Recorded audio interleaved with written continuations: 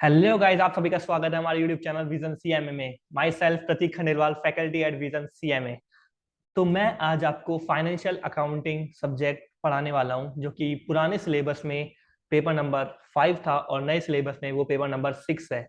लेकिन दोनों ही सिलेबस में जो ये पार्टनरशिप अकाउंटिंग है वो 20 नंबर कवर करती है।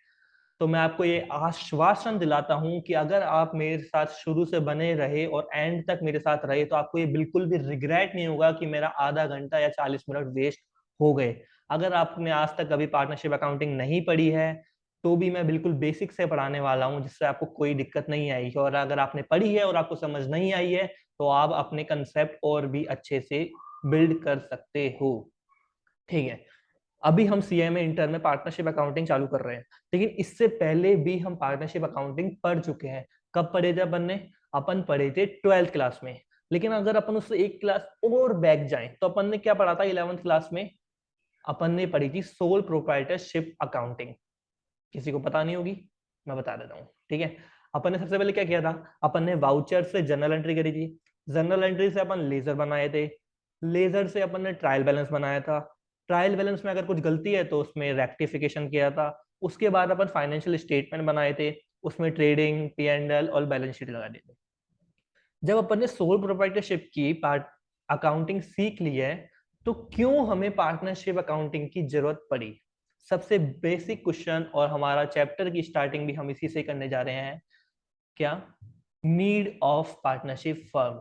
कि पार्टनरशिप फर्म की हमें नीड ही क्यों पड़ी? ठीक है। तो हमारे पास जो सोल प्रोप्राइटरशिप के अंदर क्या हुआ था, कुछ लिमिटेशंस थी हमारे पास। मतलब कुछ चीजें हम नहीं कर पा रहे थे सोल प्रोप्राइटरशिप बिजनेस में, तो हमको पार्टनरशिप बिजनेस में शिफ्ट होना पड़ा। और जैसे ही हम पार्टनरशिप बिजनेस करने लगे तो हमको पार्टनरशिप की एक अलग अकाउंटिंग करनी पड़ेगी ना। क्योंकि जो अकाउंटिंग अपन सोल प्रोप्राइटरशिप में कर रहे थे वो जरूरी नहीं ना सेम उसके रूल्स और सेम रेगुलेशन पार्टनरशिप एक्ट में भी लगे। नहीं ना। इसीलिए अपन पार्टनरशिप अकाउंटिंग क्या करते हैं। ठीक है। तो सबसे पहला हमने पॉइंट पढ़ा क्या?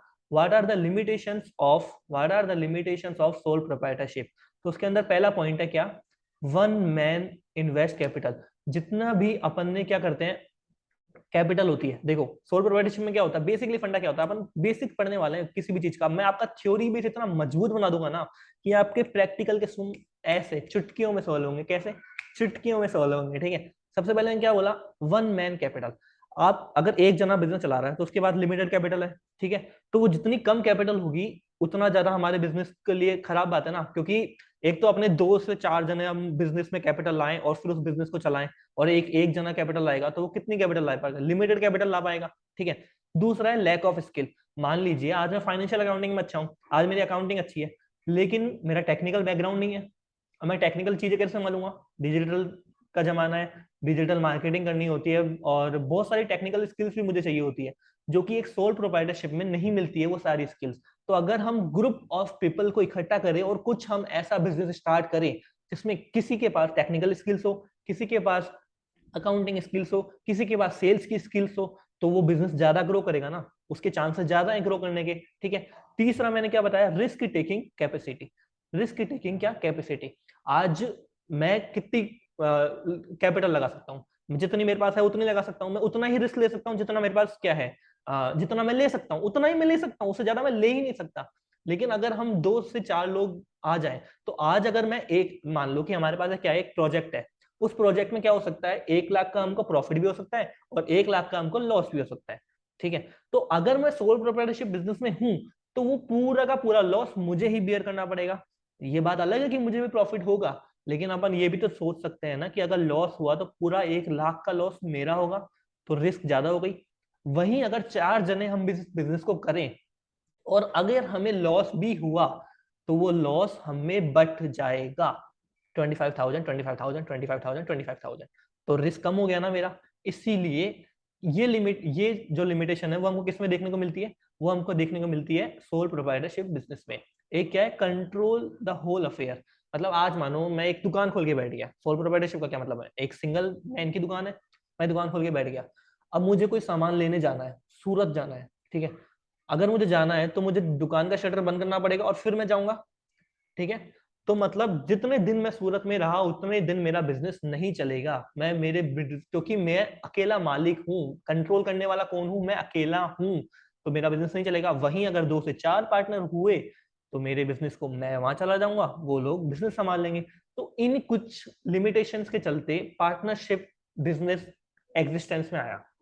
ठीक है, तो अपन समझ गए अपना पहला पॉइंट कि हमें पार्टनरशिप फर्म की नीड क्यों पड़ी आखिर। तो यही कुछ कारण थे जिस कारण हमको क्या करी, पार्टनरशिप फर्म की नीड पड़ी। ठीक है, उसके बाद हम पढ़ेंगे पार्टनरशिप होती क्या है, कहीं इसका कोई लीगल एग्जिस्टेंस है, पार्लियामेंट ने या फिर कॉन्स्टिट्यूशन में इसको कहीं जगह दे रखी है पार्टनरशिप बिजनेस को। तो हम बोलेंगे जी जरूर। हमारे को सेक्शन 4, क्या सेक्शन 4 इंडियन पार्टनरशिप एक्ट 1932 में पार्टनरशिप को क्या किया गया है, डिफाइन किया गया है। ठीक है, क्या बोला है, partnership is the relation between person who are agreed to share the profit of the business. Partnership एक ऐसा रिलेशन है, किसके बीच में है, पर्संस के बीच में है, जो एग्री करते हैं कि हम हमारे प्रॉफिट को क्या करेंगे, शेयर करेंगे, और जो भी एक्टिविटीज होगी बिजनेस को वो सारे साथ मिलकर चलाएंगे। ठीक है, ये हमारा क्या बोलता है, पार्टनरशिप एक्ट बोलता है, जो कि हम ये सिखाता है कि व्हाट इज पार्टनरशिप। ठीक है, अब हमारे कुछ फीचर्स है पार्टनरशिप के। तो अपन ने पहला क्या देखा, पहला है शेयरिंग ऑफ प्रॉफिट। इसके अंदर क्या हो सकता है, शेयरिंग ऑफ प्रॉफिट होगी, ये एग्रीमेंट होता है दो या दो से ज्यादा लोगों के, क्योंकि एक का तो होगा नहीं, कम से कम 2 लोग तो होने ही चाहिए। एग्जिस्टेंस ऑफ बिजनेस, आपका बिजनेस होना चाहिए, और दो क्या, आप लीगल काम करने चाहिए, आपका इलीगल बिजनेस नहीं होना चाहिए। ठीक है, तो ये सामने हमने क्या पढ़ी, फीचर्स पढ़े पार्टनरशिप बिजनेस के। हम पार्टनरशिप बिजनेस वर्ड इसलिए यूज कर रहे हैं क्योंकि अब तक जो हम पढ़ते आए ना 11th क्लास में, अपने 12th क्लास में भी पार्टनरशिप अकाउंटिंग पढ़ रही है, लेकिन मैंने क्या बोला आपको, मैं एकदम आपको बेसिक से लेके जा रहा हूँ, मैं आपको जीरो टू हीरो बनाने का काम कर रहा हूँ। ठीक है, तो मैं आपको बिल्कुल बेसिक से लूंगा।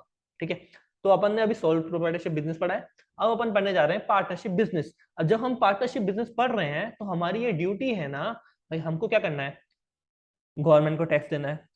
तो गवर्नमेंट ये बोलती है कि आपका प्रॉफिट कितना है, क्योंकि जो आपका प्रॉफिट होगा हम उस पर तो आपसे टैक्स लेंगे। अब वो प्रॉफिट हम जो कैलकुलेट करेंगे वो सोल प्रोप्राइटरशिप अकाउंटिंग से नहीं हो पाएगा, भले ही बेसिक प्रिंसिपल उसी के लगेंगे, लेकिन कुछ फॉर्मेट चेंज है।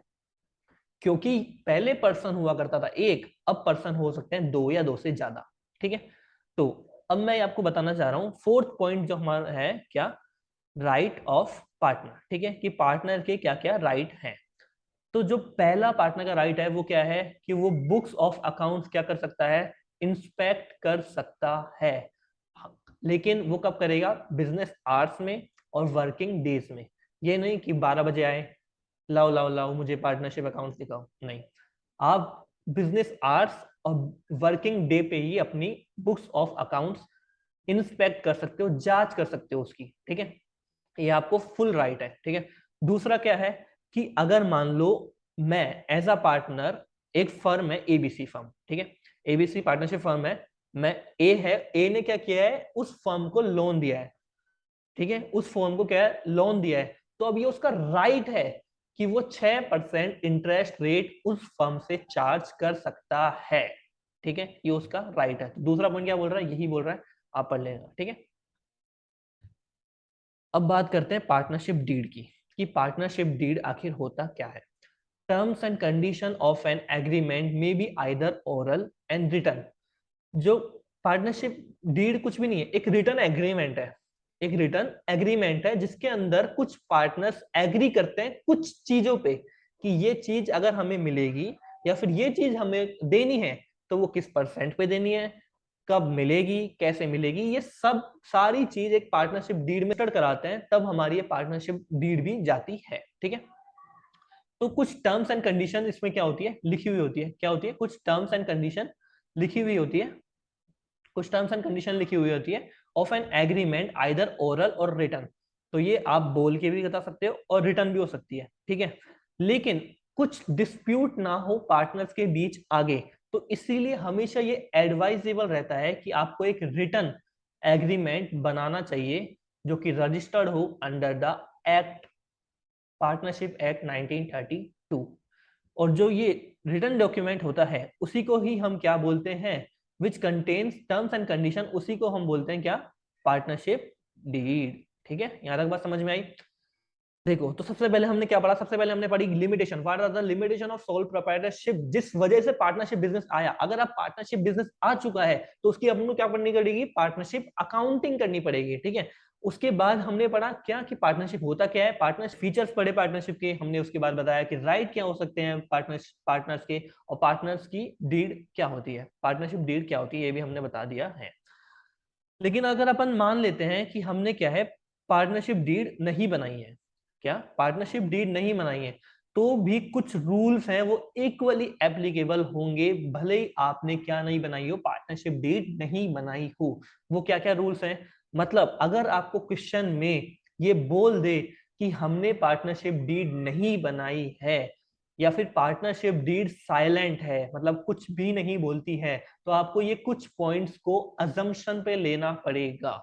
ये कुछ पॉइंट्स हैं, जैसे कि क्या, सबसे पहला है प्रॉफिट शेयरिंग रेशो। अगर आपकी पार्टनरशिप डीड साइलेंट है तो आपका जो प्रॉफिट शेयरिंग रेशो होगा वो क्या होगा, बिल्कुल इक्वल होगा। मतलब अगर दो पार्टनर हैं तो उनमें जो प्रॉफिट शेयरिंग होगा, इवन लॉसेस भी, तो 50-50% में होगा। ठीक है, इंटरेस्ट ऑन ड्रॉइंग, अभी अपन सीखेंगे व्हाट इज ड्रॉइंग। ड्रॉइंग का मतलब होता है आहरण, मतलब आपने फर्म से ड्रॉ कर लिए, कुछ पैसे निकाल लिए, वो गुड्स के फॉर्म में भी हो सकते हैं, कैश के फॉर्म में भी हो सकते हैं। ठीक है, तो इंटरेस्ट ऑन ड्रॉइंग, तो आपने अगर वो निकाल लिए तो फर्म एलिजिबल हो जाता है आपसे इंटरेस्ट चार्ज करने के। तो अगर आपकी पार्टनरशिप डीड नहीं है तो फर्म आपसे कुछ भी चार्ज नहीं करेगा। अगर पार्टनरशिप डीड साइलेंट है, salary to a partner, partner को सैलरी नहीं दी जाएगी, नॉट गिवन। ठीक है, इंटरेस्ट ऑन कैपिटल, सबसे पहले अपने को पॉइंट दिमाग में ये आना चाहिए कि इंटरेस्ट ऑन कैपिटल भी हम अलाउ नहीं करेंगे। लेकिन अगर ऐसा प्रोविजन है कि आपको पार्टनर वो इंटरेस्ट ऑन कैपिटल देना, इंटरेस्ट ऑन कैपिटल क्या, जो पार्टनर ने अपने बिजनेस में कैपिटल डाल रखी है, तो ये रेस्पॉन्सिबिलिटी बन जाती है बिजनेस की कि उसको पार्टनर को क्या देना पड़ेगा, इंटरेस्ट देना पड़ेगा। ठीक है, तो इंटरेस्ट ऑन कैपिटल किसको मिलता है, पार्टनर को मिलता है। ठीक है, सबसे पहले तो वो अलाउ ही नहीं है जब अगर आपकी पार्टनरशिप डीड साइलेंट है।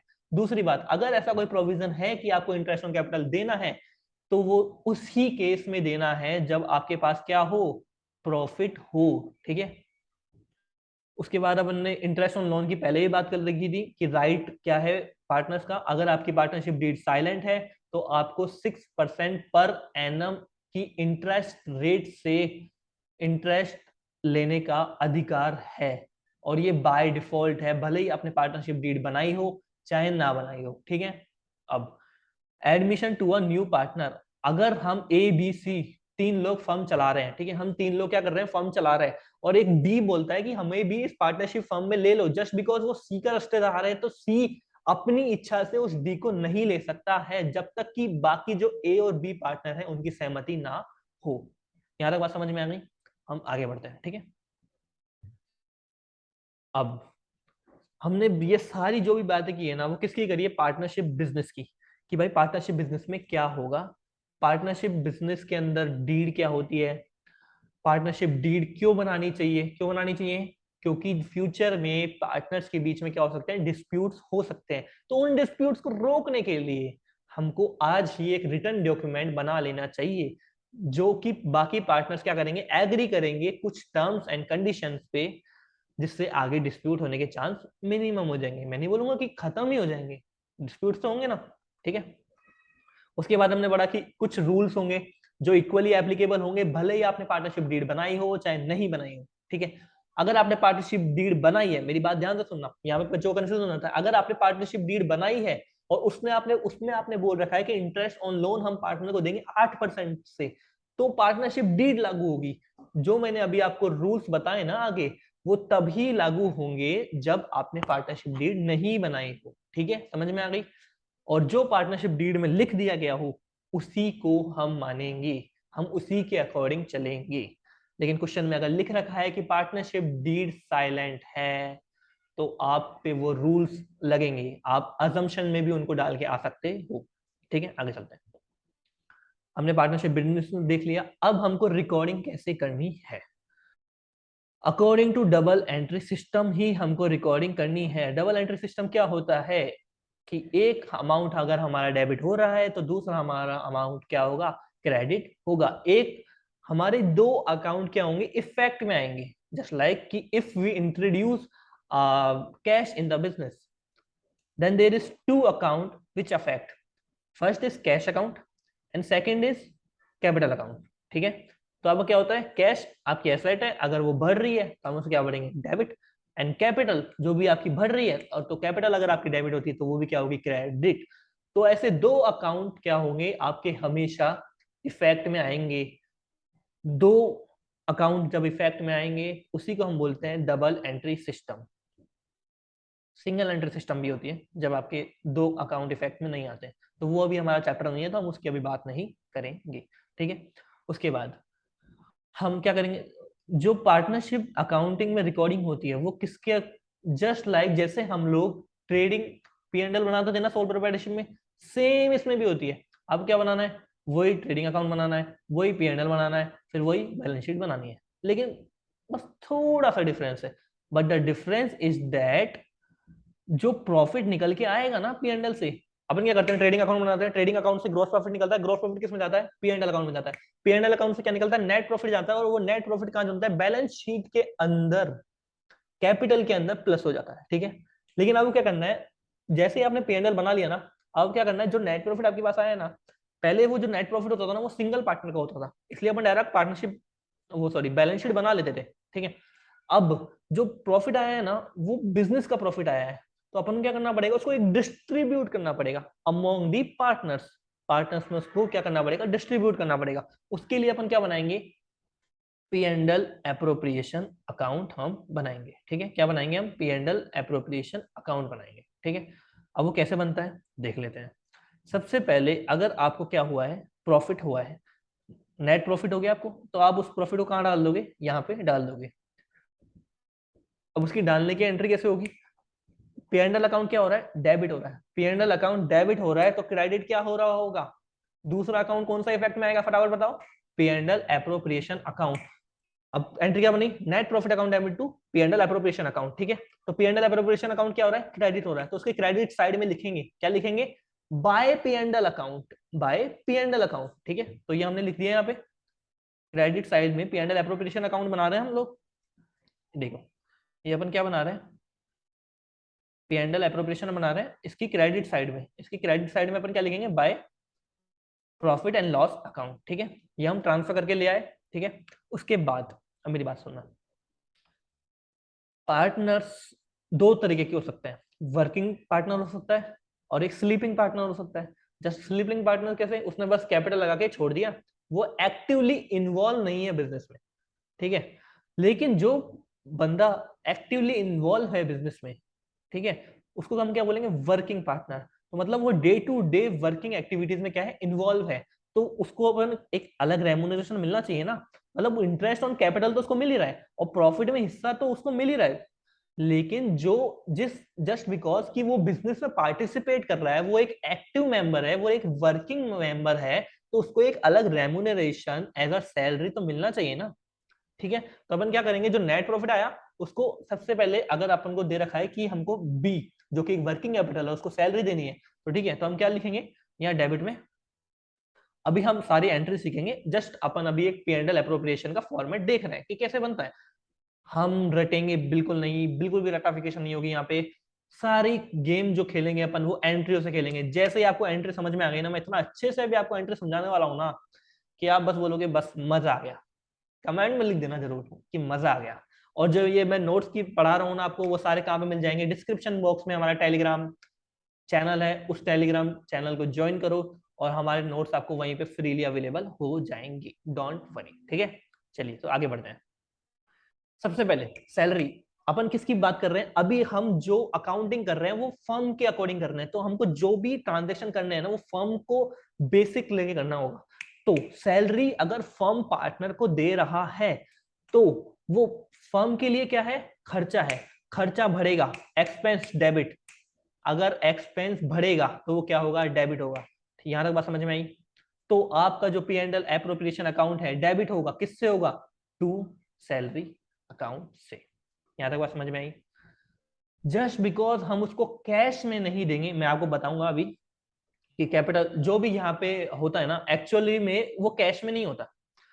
हम क्या करते हैं, आप कुछ पार्टनर्स जो बिजनेस में कैपिटल लेकर आए, तो हम क्या करते हैं, या तो उनकी कैपिटल बढ़ा देते हैं किसी कारण से, जस्ट लाइक सैलरी का हिस्सा दे दिया तो उनकी कैपिटल बढ़ा दी, ठीक है। जस्ट लाइक उनका इंटरेस्ट ऑन कैपिटल दे दिया तो उनकी कैपिटल बढ़ा दी। वैसे ही अगर वो ड्राइंग करेंगे तो उनकी कैपिटल हम घटा देंगे, और इंटरेस्ट ऑन ड्राइंग भी क्या होगी, पार्टनर्स की कैपिटल में से कम हो जाएगी। तो बेसिकली यहाँ पे कैश का कुछ नहीं होता है, क्योंकि फर्म को ही बोलेंगे रेडी ला ला मेरे को पैसे ला, मैं ले तेरे पैसे ले जा, ला तू मेरे पैसे ले जा। जस्ट इसमें क्या होता है, फंडा बेसिकली ध्यान रखना है कि पार्टनर्स के कैपिटल अकाउंट को या डेबिट करेंगे या क्रेडिट करेंगे। अगर पार्टनर्स को कुछ मिल रहा होगा तो पार्टनर्स की कैपिटल क्या हो रही है, बढ़ रही है। जैसे ही कैपिटल बढ़ेगी तो क्या होता है, क्रेडिट। तो पार्टनर्स की कैपिटल अकाउंट में अपन क्रेडिट में उनकी पार्टनर्स की कैपिटल बढ़ा देंगे, ठीक है। वैसे ही अगर हमको कम करनी होगी तो हम क्या कर देंगे, जैसे ही कैपिटल बढ़ वो कम होती है तो क्या होती है, डेबिट। तो हम उनके डेबिट साइड में लिख देंगे। ये यहां तक बात समझ में आई? ठीक है। हाँ, इंटरेस्ट ऑन कैपिटल अगर हमने दिया तो वो भी क्या होगा, फर्म के लिए क्या है, इंटरेस्ट ऑन कैपिटल एक्सपेंस है, ठीक है, तो इसलिए वो भी डेबिट हो गया। अगर फर्म के अंदर पार्टनरशिप डील में बोल रखा है कि कुछ परसेंट प्रॉफिट का हिस्सा हम रिजर्व में डालेंगे, रिजर्व हम क्यों बनाते हैं, कि आगे कुछ हमारे बिजनेस में अनसर्टेनिटी आए, आ भी सकती है, तो उससे डील करने के लिए हमारे पास एक रिजर्व तो होना चाहिए ना। तो उसी के लिए हम क्या करते हैं, प्रॉफिट का कुछ हिस्सा कहाँ डाल देते हैं, रिजर्व अकाउंट में डाल देते हैं। उसके बाद क्या होता है, यहाँ पे एक इंटरेस्ट ऑन ड्रॉइंग है। इंटरेस्ट ऑन ड्रॉइंग मेरे लिए बात ध्यान से सुनना, इंटरेस्ट ऑन ड्रॉइंग फर्म के लिए इनकम है और पार्टनर्स के लिए क्या है, एक्सपेंस है। तो अगर अपन फर्म के अकॉर्डिंग देखें तो उनकी क्या है, इनकम है। इनकम अगर बढ़ेगी तो क्या होगा, क्रेडिट। तो इसीलिए यहाँ पे पार्टनर्स एप्रोप्रिएशन अकाउंट में क्या कर रहा है, इसको क्रेडिट साइड में लिखा है, ठीक है। यहाँ तक बात समझ में आ गई। और फिर अपन ऐसा क्या करेंगे, left side total, right side total. अगर लेफ्ट साइड मतलब क्रेडिट साइड ज्यादा है तो आपका क्या हो गया, प्रॉफिट हो गया। और अगर डेबिट साइड ज्यादा है तो आपका क्या हो गया, लॉस हो गया। ये बेसिक है, अब मैं इसके अंदर ज्यादा डिटेल में नहीं जाऊंगा, इतना आपको पता है, ठीक है। अब हो सकता है कि ये बोले कि जो पार्टनर्स है ना उसमें जो प्रॉफिट शेयरिंग रेशियो होगा ना वो 3:2 होगा, ठीक है। तो वो अपन अकॉर्डिंगली बांट लेंगे। जस्ट लाइक अगर 50,000 का प्रॉफिट है तो 50,000 3:2 में बटेगा। तो अपन वो आगे क्वेश्चन जब अपन करेंगे तो वो आगे देख लेंगे, ठीक है। तो अपन सबसे जो मेन चैप्टर अभी स्टार्ट होने वाला है ना, तो अपनी सीट बेल्ट बिल्कुल बांध लीजिए और बिल्कुल फोकस के साथ अपन को क्या करना है, गेम खेलना है। क्या करना है, गेम खेलना है, कुछ ही नहीं है। अपने को सिर्फ जर्नल एंट्रीज के साथ गेम खेलना है। जैसे जर्नल एंट्री भेजे में घुसी ना, सारे अकाउंट चुटकियों में प्रिपेयर होंगे। क्या, चुटकियों में प्रिपेयर होंगे। और आपसे अकाउंट ही पूछता है, लेकिन जस्ट इन केस इंस्टीट्यूट आपसे जर्नल एंट्रीज भी पूछ लेता है, तो इसीलिए अपन जर्नल एंट्रीज भी पढ़ेंगे और बिल्कुल भी रेक्टाफिकेशन नहीं होगा, ठीक है।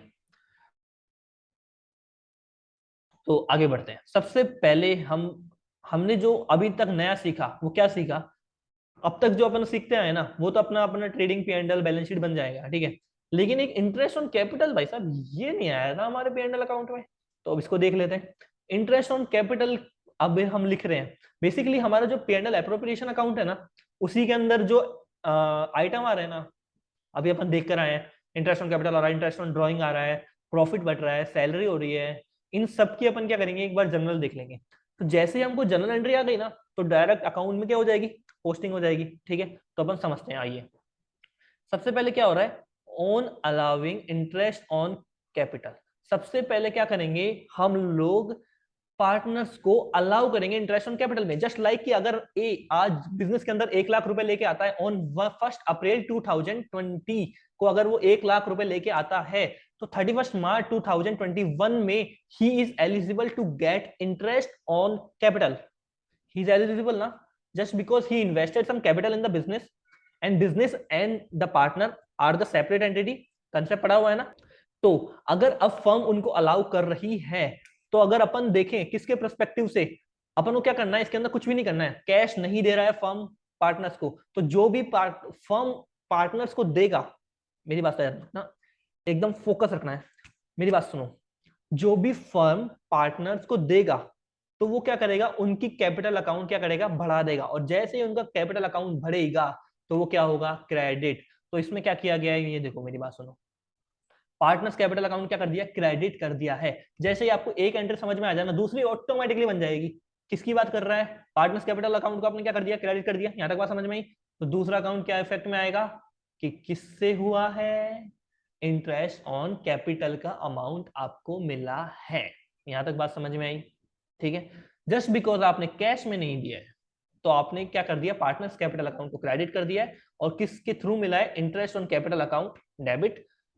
जस्ट बिकॉज ये फर्म के लिए क्या है, खर्चा है। तो फर्म के लिए अगर खर्चा है, मतलब फर्म का अगर एक्सपेंस बढ़ रहा है, तो क्या होगा, डेबिट। दैट्स व्हाई अपन जब पार्टनरशिप की अकाउंटिंग कर रहे हैं, तब इंटरेस्ट ऑन कैपिटल क्या कर रहे हैं, अपन डेबिट कर रहे हैं, और अपन पार्टनर्स कैपिटल अकाउंट बढ़ा रहे हैं। और वो बढ़ाएंगे कैसे, पार्टनर्स कैपिटल अकाउंट बढ़ती है तब क्या होती है, credit. That's why we are crediting the partners capital account.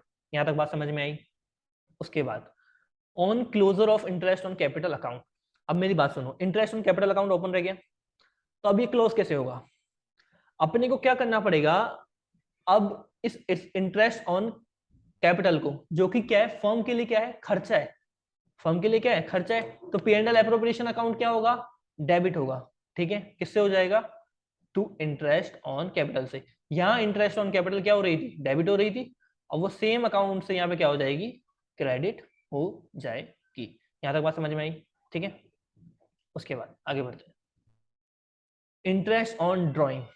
Interest on drawing, drawing क्या करा, पार्टनर्स ने ड्रॉइंग कर ली। ड्रॉइंग कर ली मतलब आहरण कर लिया, मतलब पैसे निकाल लिए बिजनेस से। अगर वो पैसे निकाल लेते हैं ना, तो उनको क्या देना पड़ेगा, इंटरेस्ट ऑन ड्रॉइंग देना पड़ेगा। किसको देना पड़ेगा, फर्म को देना पड़ेगा। फर्म के लिए क्या है, वो इनकम है, और इनकम बढ़ती है तो क्या होता है, credit. That's why interest on drawing account क्या हुआ है, यहाँ पे क्रेडिट हुआ है। और पार्टनर्स कैपिटल क्या हुई है, कम हुई है, और जैसे पार्टनर्स कैपिटल अकाउंट कम होगी तो क्या होगा, debit. That's why partners capital account यहाँ पे क्या हुआ है, डेबिट। यहां तक बात समझ में आई आपको। अब आपको क्या करना है, इस इंटरेस्ट ऑन ड्रॉइंग अकाउंट को खत्म करना है। अब वो खत्म कैसे होगा, जब इंटरेस्ट ऑन ड्रॉइंग को अपन कहां ट्रांसफर कर देंगे, P&L एप्रोप्रिएशन अकाउंट में। मैंने आपको P&L एप्रोप्रिएशन का अकाउंट समझाया क्यों पहले, मतलब आपको फॉर्मेट दिखाया क्यों, कि जिससे आपको पता चल जाए कि क्या क्या ट्रांजेक्शन या क्या क्या एंट्री इसमें आने वाली है। सबसे पहले देखा आपने, सैलरी रेम्यूनरेशन को देना हो तो दे दो। उसके बाद अपन ने देखा कोई रिजर्व में खर्चा डालना हो तो दे दो। इंटरेस्ट ऑन कैपिटल देना हो तो पार्टनर्स को दे दो, ठीक है। उसके बाद मैंने क्या बोला, अगर आपको इंटरेस्ट ऑन ड्रॉइंग चार्ज करनी हो तो वो P&L एप्रोप्रिएशन क्रेडिट होगा, just because interest on drawing firm के लिए क्या है, इनकम है।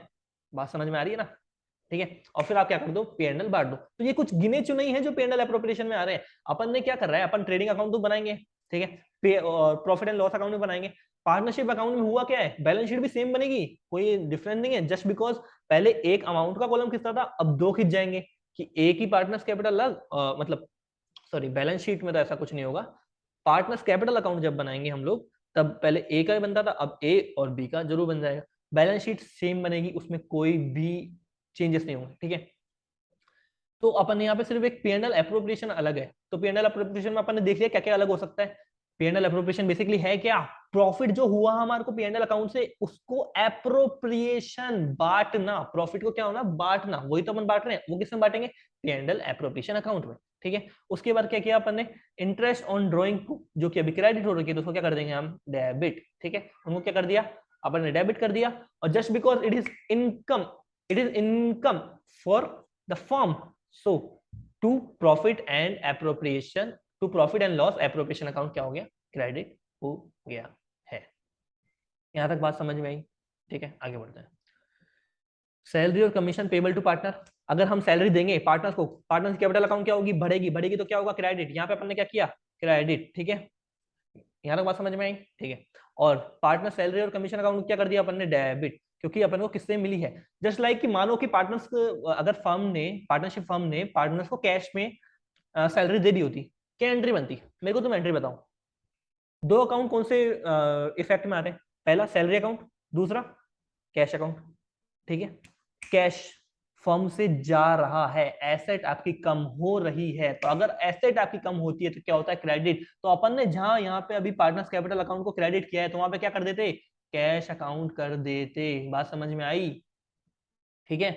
और कौन कहां से आया है, पार्टनर्स सैलरी अकाउंट। वैसे अगर अपन जब सोल प्रोप्राइटरशिप अकाउंटिंग कर रहे थे तब तो सैलरी लिख देते, लेकिन जस्ट कि अब ये पता होना चाहिए ना कि ए को सैलरी मिल रही है या बी को मिल रही है, क्योंकि वर्किंग कैपिटल कोई भी हो सकता है, वर्किंग पार्टनर कोई भी हो सकता है। तो ठीक है, यहाँ पे अपन को लिखना पड़ेगा ए सैलरी अकाउंट डेबिट। ठीक है, अब आगे बढ़ते हैं। उसके बाद ये हमारा कमीशन और सैलरी का अकाउंट ओपन रह गया। अब इसको बंद करने के लिए क्या करेंगे, पी एंड एल एप्रोप्रिएशन में क्या कर देंगे, भेज देंगे। P and L appropriation debit क्यों हुआ, जस्ट बिकॉज सैलरी फर्म के लिए खर्चा है और बढ़ेगा।